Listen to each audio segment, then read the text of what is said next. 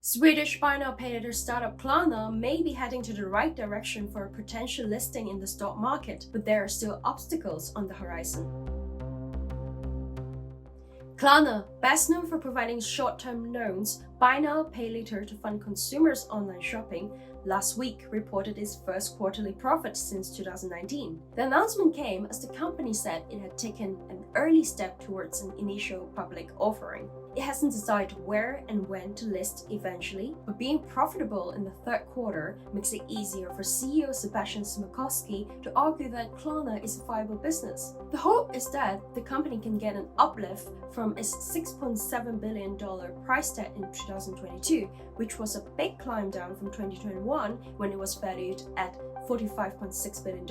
But there are still two more barriers to overcome before an IPO. One is to persuade investors in the public market to value Klarna as a fintech firm and not a bank. Klarna is relying on over $8 billion of customer deposits to fund its buy now pay later loans. That's unusual for fintech startups, which don't usually hold a lot of cash on their balance sheets. It also makes it harder for investors to separate customers' deposits from the company's own money, which is a vital element to determine Klarna's enterprise value. On the other hand, how payment stocks trade in the public market also affects Klarna's IPO valuation. That's because investors will compare it to the payment sector's valuation relative to their financials. Some part of Klarna's revenue comes from processing payments to businesses. The relative rival of that is Dutch payment giant Adyen, which last week forecast a slower revenue growth than its previous expectation, and the stock is still down 25% since the start of the year. That doesn't help Klarna to argue for an IPO valuation uplift.